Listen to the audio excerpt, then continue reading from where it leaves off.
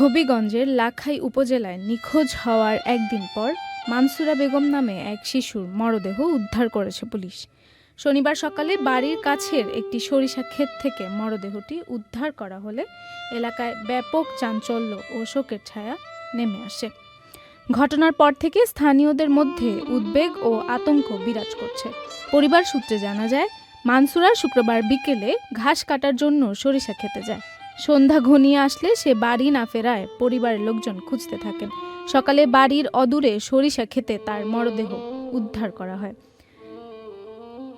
খবর পেয়ে পুলিশকে জানানো হলে তারা দ্রুত ঘটনাস্থলে পৌঁছে মরদেহ উদ্ধার করে। পুলিশ জানায়, প্রাথমিক পর্যবেক্ষণে ঘটনাটি স্বাভাবিক মৃত্যু বলে মনে হয়নি। মরদেহের গলায় পরনের কাপড় পেঁচানো অবস্থায় ছিল, যা রহস্যজনক বলে ধারণা করা হচ্ছে। প্রাথমিকভাবে নির্যাতনের পর হত্যা করা হয়ে থাকতে পারে বলে ধারণা করা হচ্ছে। তবে ময়না তদন্তের রিপোর্টের পর প্রকৃত কারণ নিশ্চিত হওয়া যাবে। লাখাই থানার ভারপ্রাপ্ত কর্মকর্তা ওসি জানান, ঘটনাটি গুরুত্ব সহকারে তদন্ত করা হচ্ছে। আলামত সংগ্রহ করা হয়েছে এবং সংশ্লিষ্টদের জিজ্ঞাসাবাদ করা হবে। এই ঘটনায় আইনগত ব্যবস্থা প্রক্রিয়াধীন রয়েছে। এদিকে এমন মর্মান্তিক ঘটনায় স্থানীয়দের মধ্যে গভীর শোক নেমে এসেছে।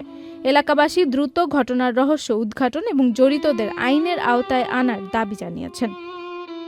Roksana Tarin, channel I. White plus pro sensitive স্কয়ারের মাঠের বাইরেও তো আমরা এভাবে দেশপ্রেম দেখাতে পারি।